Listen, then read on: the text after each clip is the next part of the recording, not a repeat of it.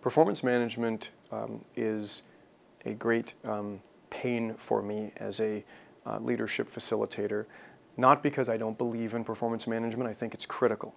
I think it's critical for a few reasons. But before I get to that, I'll tell you about the pain.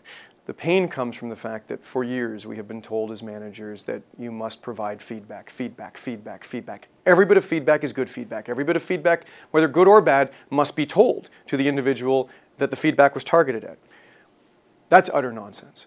The reality is, if feedback is going to provide value to the individual, and I define value as you, the manager or the leader, are expecting a definitive change in their behavior, provide the feedback.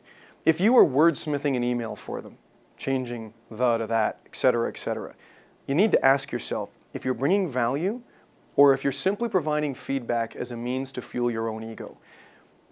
And unless you actually need a definitive change in behavior or action from that employee, ask yourself if the feedback is worthwhile.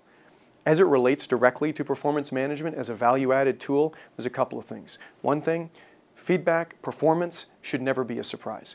If it's a surprise from the employee that's receiving it, good or bad, if they look back across the table at you with a puzzled look on their face and say, wow, I had no idea that I was a superstar. Wow, I had no idea that I was falling down. And this is happening at their 1-year performance evaluation, you have failed as a manager. And the reason for that is that the feedback, assuming it is value add, should be provided to them as soon as it happened, or at least as close to soon as possible.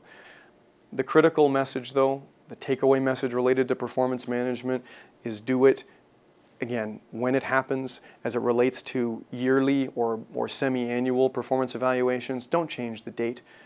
Don't push it and push it and push it until HR forces your hand and says you absolutely must hand these things in now, in which case you typically sign on the back and go, look, you're doing a great job, are we good? Okay, perfect. I've met my burden as a manager, I'm really busy, so we're good. That's not performance management, it's not value add. What you want to do is make the experience one that the person across the table or sitting beside you is actually learning from. If it's a message that requires candor, then deliver it candidly. Don't filter it. Be honest. Right? Truthfulness comes from both the positive and the negative. People need to hear feedback when it is real, when it is value add to their performance and their development. And your job as a manager is to deliver it. Follow me on Twitter or check out our website.